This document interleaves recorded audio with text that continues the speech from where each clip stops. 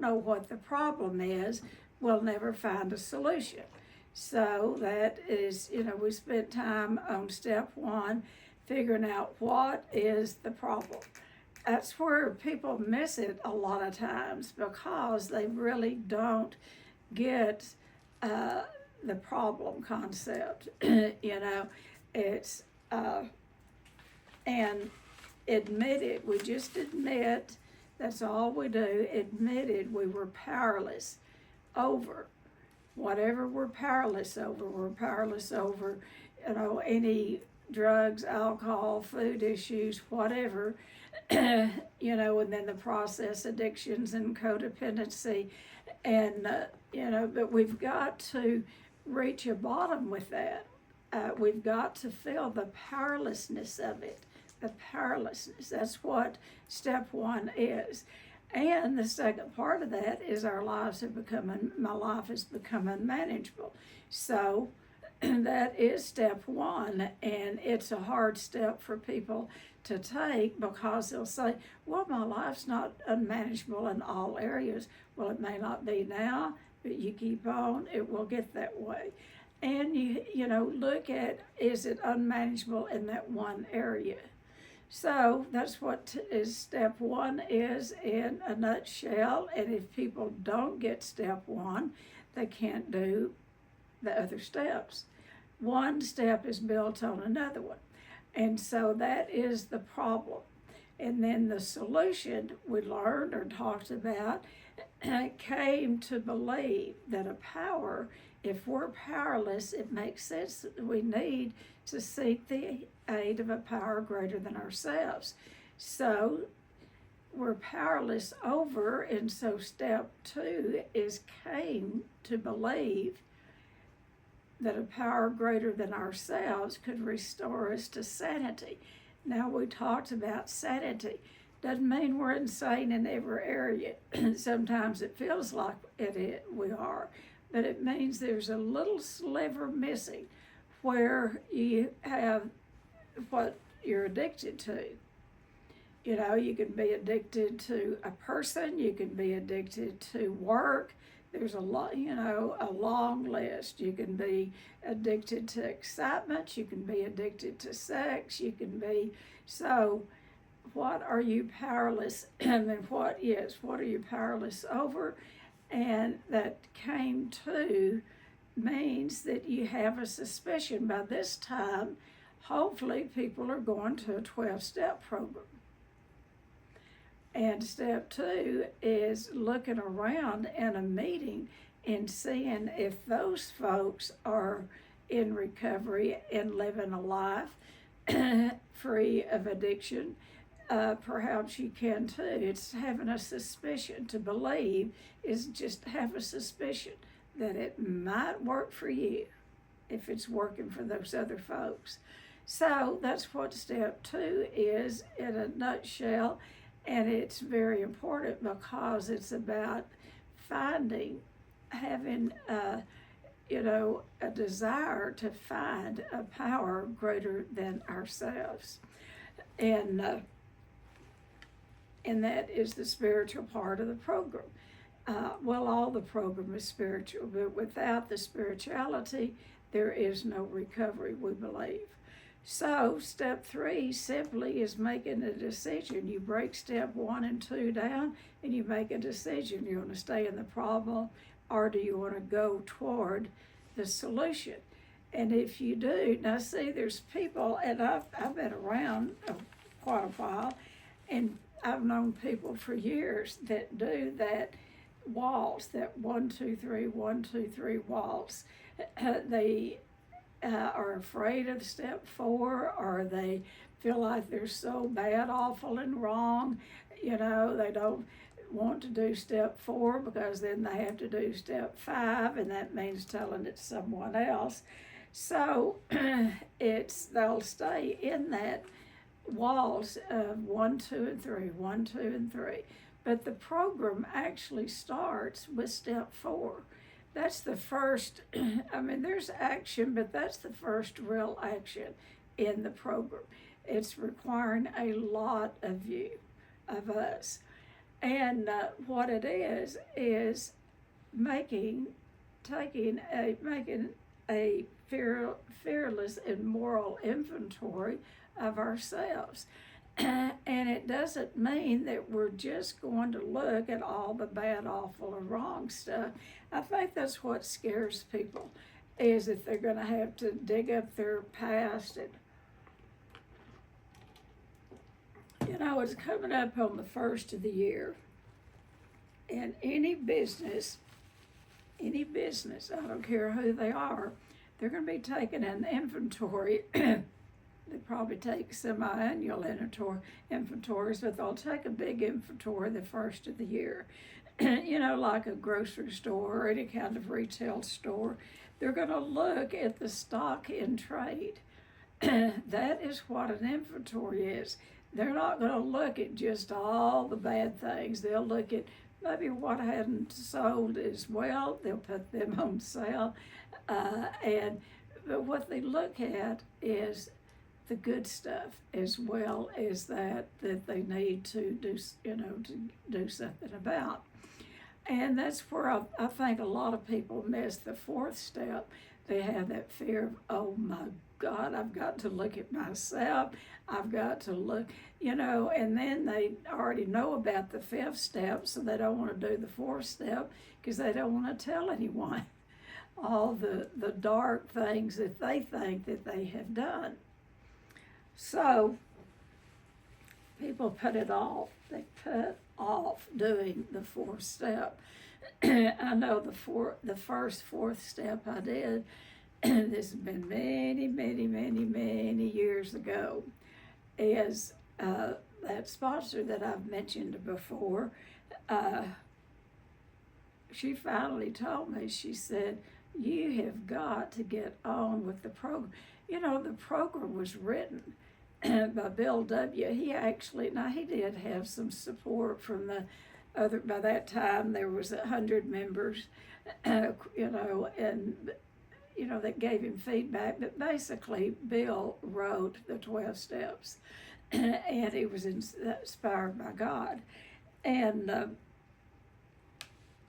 so I don't know where I was going with that, but anyway. But a lot of people put off doing the fourth step because they don't want to do the fifth step. They don't want to share with anyone. They feel like that they are bad, awful, and wrong, and people, if anyone knew how bad they were, they wouldn't have anything to do with them. We make up all sorts of stuff in our mind. So a good sponsor, and that's what it takes, is it takes a good sponsor. This is not a help yourself program. It's one person, suffering person, that has found freedom from the addiction that you have or the problem that you have. It's one person reaching out to another one. And that is how this deal works. And then it is if we just keep it all to ourselves, if Bill wrote those 12 steps and never shared with anyone, if he didn't go out and work with drunks, if he hadn't gone to, the sanitarium and worked with drunks there, he couldn't keep it. In order to keep sobriety or recovery, we must give it away. And y'all are giving me an opportunity this morning to give away what God freely gave to me. So, that's we can give it away in lots of different ways. But the program is based on one person reaching out to another one. And back in those days, early days, they didn't call each other sponsors. That came along down the line. But we recommend getting a sponsor and working these steps with a sponsor. And by the way, we work them one time, and then we begin to live them. They become a working part of the mind and body. Now the kicker is, a lot of people with addictions switch addictions. So they'll get recovery in one addiction. And have seen this a lot, particularly, well, in about any addiction, but let's say alcoholism. People can get clean and sober, and then they'll switch to food. Or they will get clean and, particularly people who've had the shot, not the shot, but the surgery to lose weight. There's a high percentage of those folks that become instant alcoholics if they drink. So, because the metabolism has changed. So the point is with each addiction, we have to go through the steps with each addiction. It's not just blanket coverage. So, step 3, after we do step 3, it says in the very next sentence, that's when we start into taking a fearless and moral inventory. Now, like I said, it's not looking at just the bad stuff. It's looking at the stock in trade. So the 4th step is simply identifying the wrongs we have done to others. Now, Bill W., he was smart, and he knew, and I believe it was absolutely God-inspired, because he started out, and this is what we recommend, that you start out with, in the big book of Alcoholics Anonymous, it talks about how to do a 4th step is to make list. Now, you will find sponsors they do lots of different ways of doing the 4th step. Some have you write your autobiography, which is great. You do that in 5-year segments, and then you go over that with your sponsor back years ago. That's we did that a lot, but right out of the big book, I like the way it's laid out to take an inventory, and it doesn't have to take that long. People put it off. It took me 8 months and 1 day to write my first 4th step. 8 months putting it off, 1 day to write it. So we're not talking about a long time. But like I said, Bill knew that he was dealing with human beings, and he kind of tricked us. So the first thing that we inventory on the list is resentment. And what we get to do is we get to write down the names of everybody that we resent. Everybody that we resent, that we have a resentment toward, and then we even get to put down what they did to us. So we recommend that you write the column, because our brain, that's how our brain works, is to write it, list all of the resentments first. Because once you start thinking about them, they're going to just come to you. So write the resentments first. And then you come back and you look at how that has affected you. We're made up of, we're spiritual beings having a human experience, by the way, here on earth. But we have different parts of ourselves. And so you've got to look at, does it affect your self-esteem? Does it affect your social? Does it affect your inability to work, your employment? You look at what that affects, and so we have the self-esteem. Does that resentment affect your self-esteem? Did it make you feel embarrassed? By the way, no one can make us feel a certain way. We choose to feel a certain way. But nevertheless, if that resentment, went to your heart and it broke, and it bothered your self-esteem, that's what you look at. You put that on the second column. because you look at what did it affect. And then the pride, we have a lot of overdeveloped pride. Most addicts do have that overdeveloped pride. Did it affect that? Did it affect your ambition? A lot of times if you're dealing in the workplace, dealing with the boss, you have a bad resentment for them, it can affect your ambition for life. And then it could also affect your security. And absolutely, it affects personal relationships. And then it affects sex relationships. And it affects the pocketbook. So when you do the inventory, you do resentments. All of the resentments go down. And then you come across and you ask yourself, what area of my life did this affect? What area of my life did this affect? And if you want to know where it is, it's right in the big book. Let me put my glasses on here. And so I'm going to show it to you right here. I've read it 5 million times. So I'm resentful at, and then like I said, we get to see the cause. We get to see what did they do with me, to me. It's always what they did to me.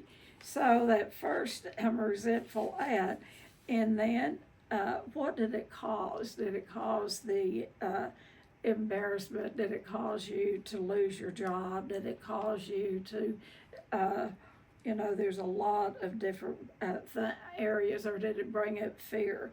And so then in that third column, you put down, it affects my sex relation. For instance, if your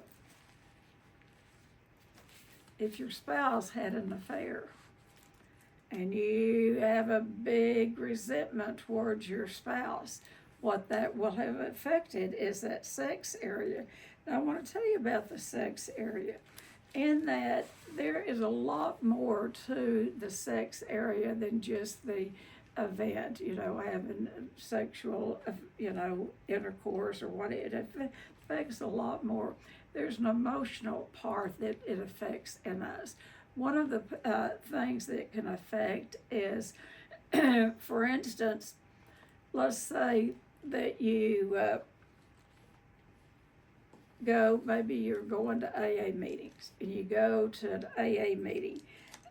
Let's say it's a woman, it could be a man or a woman, but women do this, women kind of do this, and we would say she was probably a love addict. But let's say that she goes to an AA meeting, maybe an open AA meeting. She may not even be an alcoholic, maybe she's an Al-Anon, but she looks around looking for that special someone, and what she can imagine in her brain.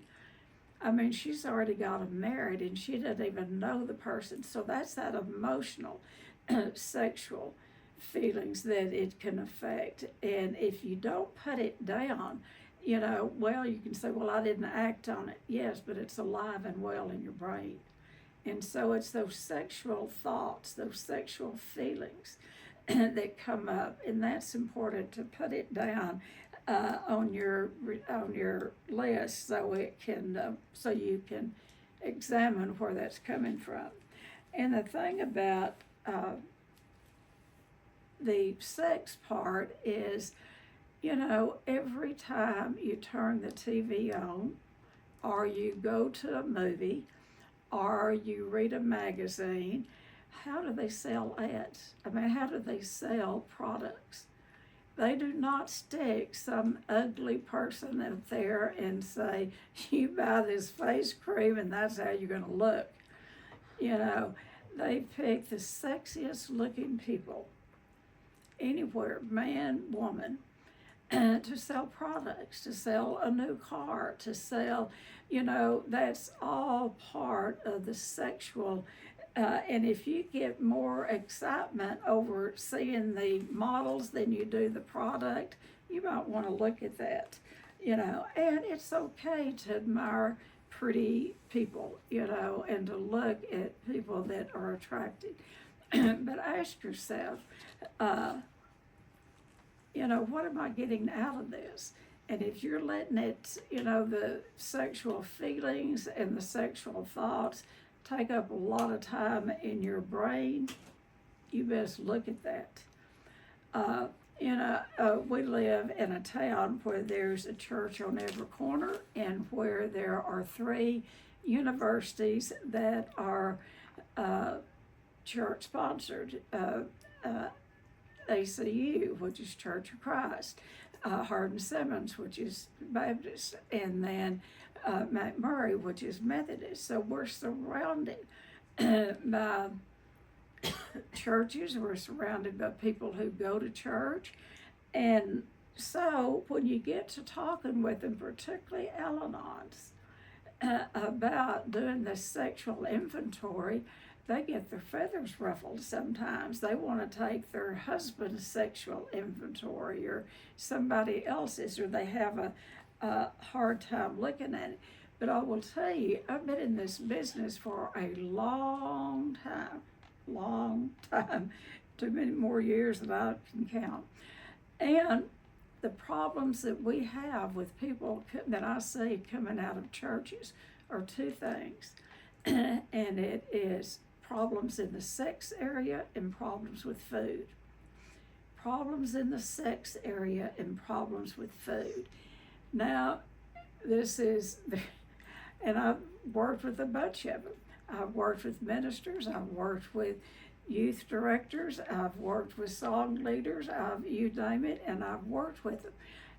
There used to be this big, what they call lectureship here in our town for one of the universities, and people that had gone to that university would come back every year.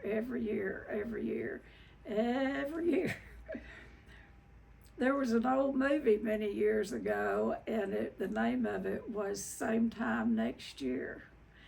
And I've worked with several people that would meet up with their sweet thing. Now, they were married, had kids in the church, in their hometown, all of that. In their hometown might be in another country. I mean, we're talking about a huge denomination. But I've treated many of them because of those affairs, and they would get with the person once a year on that lectureship time, and they could hardly wait. They would lose weight, they'd get their hair colored, they'd do this, they'd do that, they'd get all spruced up, and it would help if their spouse didn't come. Sometimes the spouse would have to come, because they had, speaking engagements or what. But it was a big problem. I'm making light of it, but it was a big problem. And that we see that in churches. And those are 2 things that God gave us. That's what makes us human beings, is we need to eat food, that's fuel for the body. And then we're all sexual beings. That's God-given. It's nothing to be embarrassed about. It is nothing to be shameful about if it's used in the right area, if it's used the way that God gave it to us. He gave it to us so for procreation, so we could build up the human race where we would outnumber the animals. And God knew he had to make it pleasurable, or folks like us, normal folks, would never get around to doing it. They'd never get around to having sex. So he had to make it a pleasurable thing, And so sex is the ultimate of showing love. It's the ultimate of showing love. But there's different ways. So when you do your resentment list, you have to look at which area of your life did it affect. And then you also, resentment is, we break it down, it is so simple.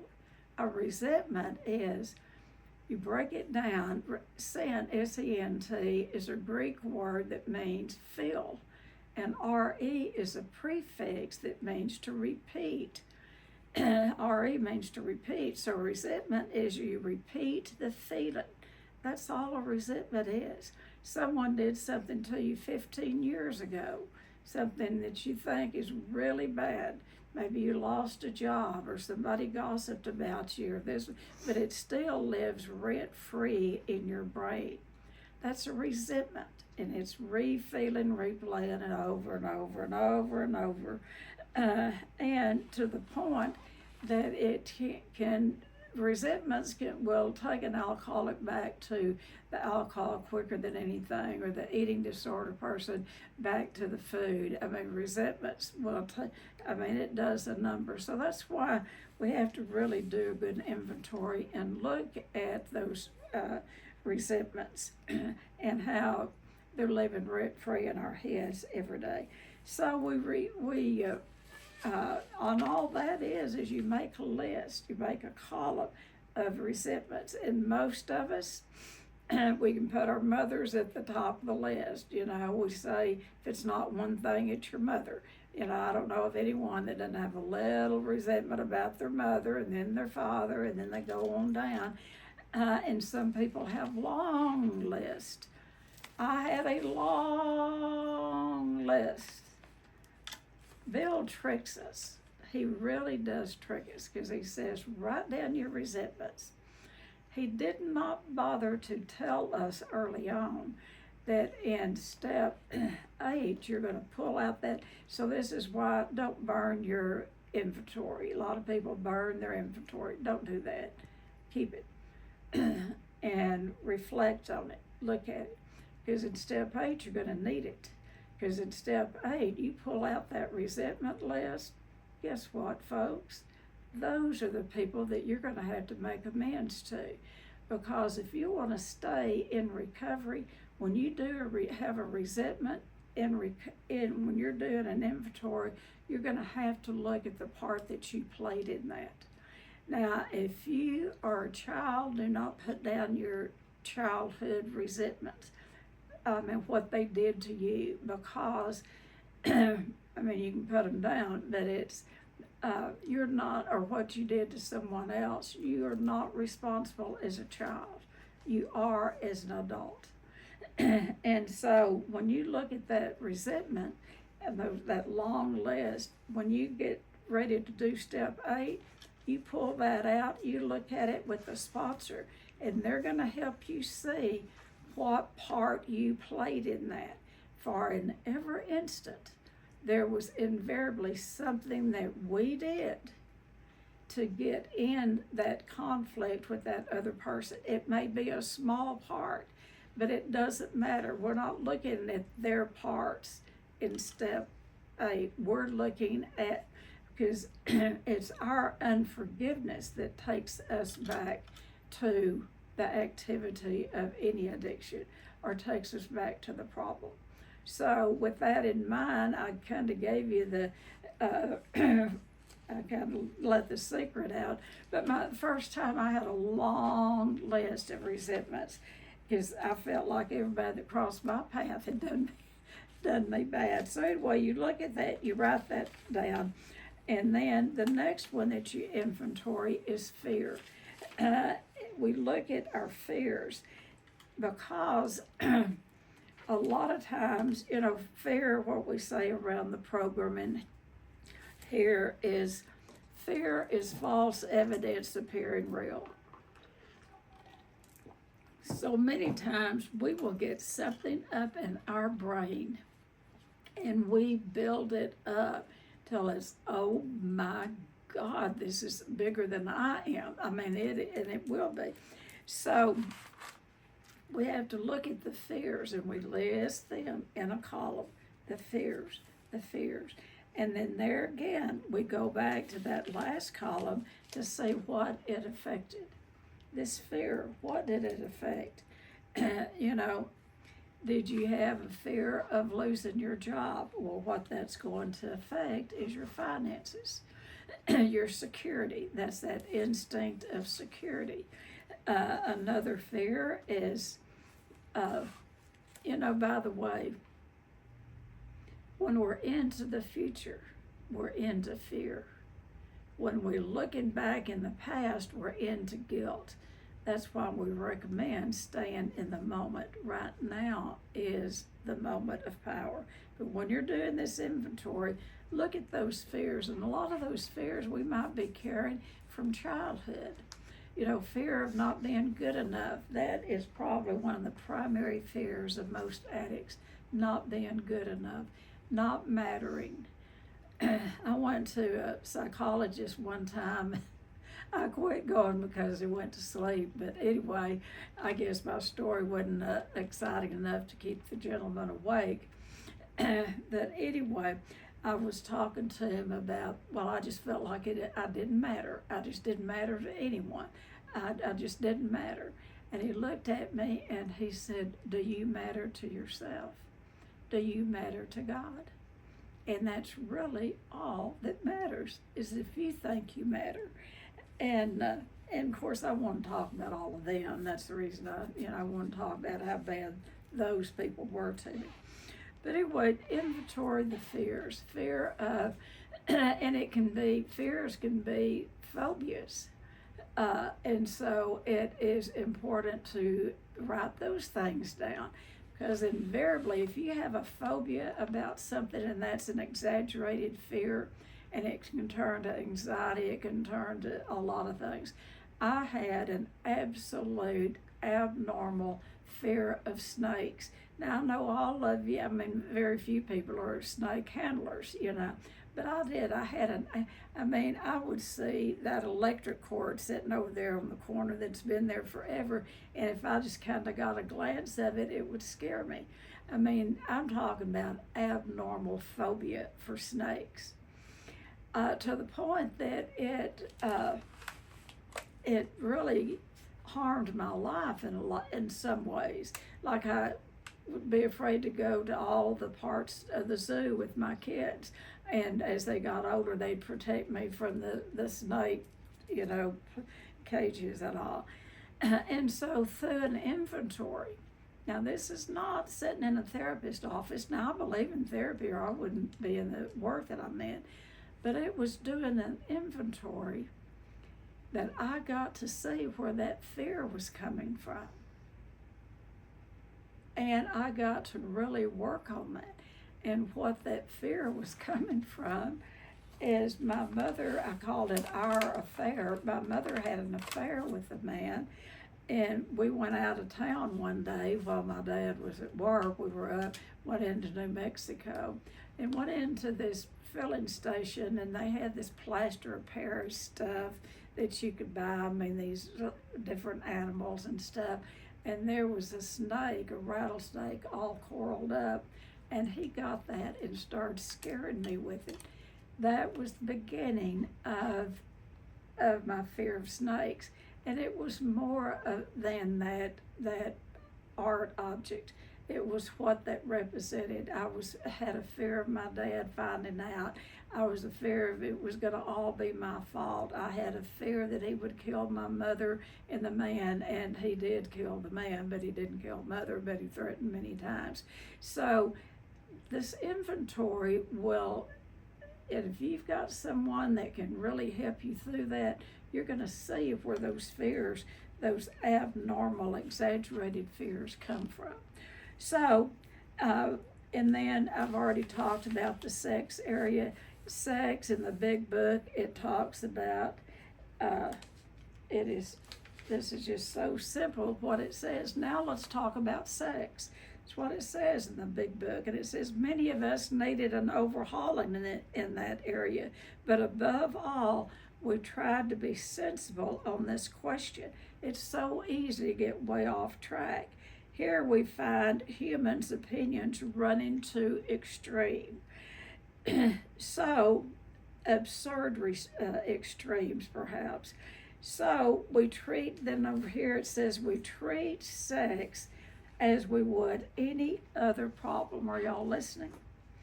In meditation, we ask God what we should do about each specific matter.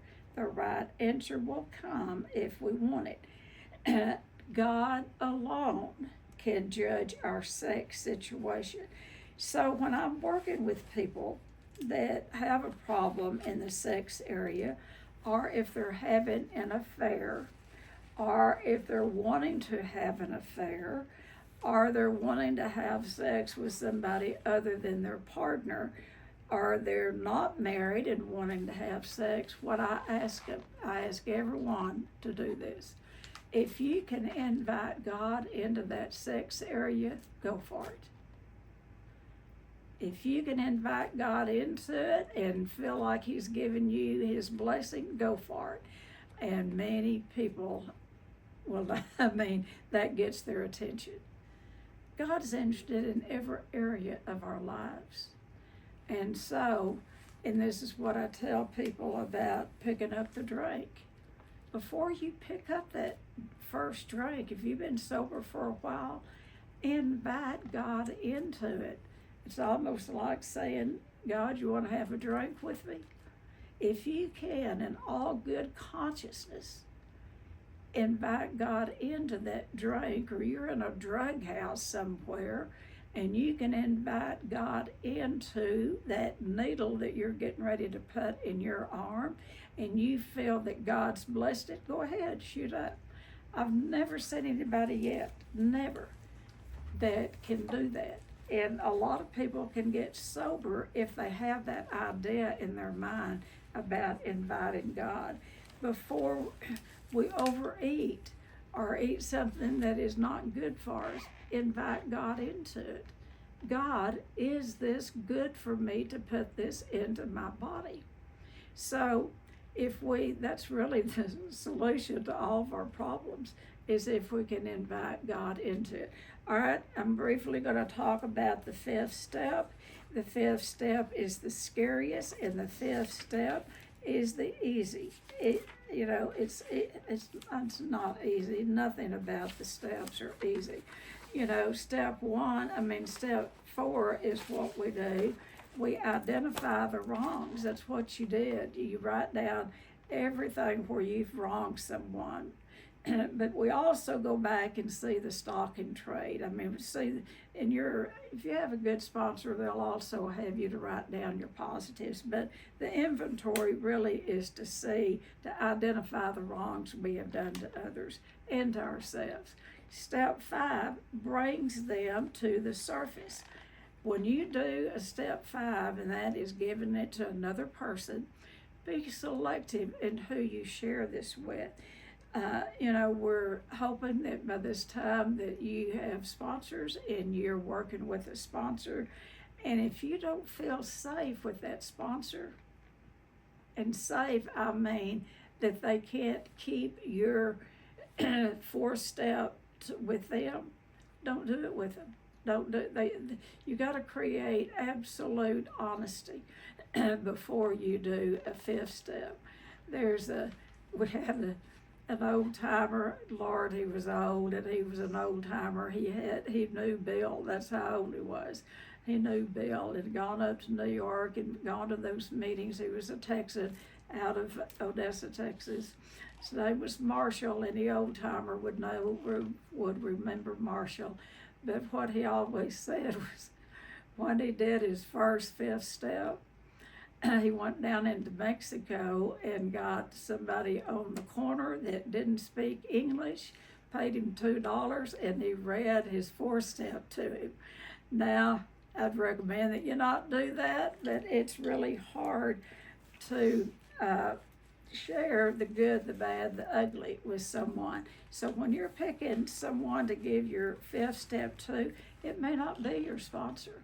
Most of us do work with our sponsors on it, but it may not be. If you don't feel like talking to a person in the program, if you've got things that you don't want to share, that you have a concern that it might get out, go to a minister and make sure that they understand the 12-step program. Ask your minister if they will listen, or a rabbi, or a priest, or someone that you can trust, or a therapist. But I really recommend that you do it with another sober member in the program that you're in. that works best. Al-Anons work with Al-Anons, alcoholics work with alcoholics, compulsive overeaters work with other compulsive overeaters. But if you have something, and you might give them part of your inventory, but if there's that one thing that, you know, something that is very grave that you could go to prison for, or, you know, I mean, I'm talking about big time stuff. And I've worked with a lot of people that had big time stuff, but you must tell someone, and God knows it already. So anyway, the fifth step is is a promise. And what the fifth step promises is that we will have peace and serenity. Like the veil will fall from our eyes. Spirituality becomes a way of life. Everything in the program depends on that fourth and fifth step. If you don't do that, you cannot do the rest of the program, because you're going to be referring back to that step 4, because everything past the fourth and fifth step, the information comes out of the fourth and fifth that you're going to use in 6, 7, 8, 9, and then 10. I love step 10. That's my favorite, because you do a spot check, you do an inventory every single solitary day. And if you don't, a lot of people will do semi-annual 4 steps. They'll do annual 4 steps with their sponsor. Everyone's program's different, whatever works for you. But if you do a good 10th step every day, you'll probably keep your, the steps swept off pretty clean. So that's what I have. I could go into real depth with this. I mean, I've gone into some, but I've just really told you about the fourth and fifth step. The main thing, we must be entirely honest with somebody. I worked with a woman, be entirely honest if we expect to live long or happily in the world. So it's important to do this inventory. And I worked with a woman many years ago, she's passed away, and she was many states away. She was very not well known in that part of the state. She was, very recognizable, and she had done something back in her younger days that even still, if it came out, there's a possibility that she would go to prison over it. And what we did, and I looked at her life today, helped her look at it, and looked at what she was doing and the people she was helping and the money she was giving away, and not only that, but the organizations that she had started, and the fact of what she was doing, staying clean and sober and helping so many other people. And what I encouraged her to do, she was willing to go to jail. And I said, she wanted to go clear it up. She wanted to go clear up that problem. And I said, I encouraged her not to, and we figured out a way that she could pay some restitution through money, and without it ever being known where it came from. So there's different ways, and I'm into step 9 now, not making amends. But anyway, do the inventory, give it to someone that understands, invite God in. He's going to be the one that will give us the blessing, and it gives you the material to use for 6, 7, 8, 9. All right, that's what I have. Who wants to share?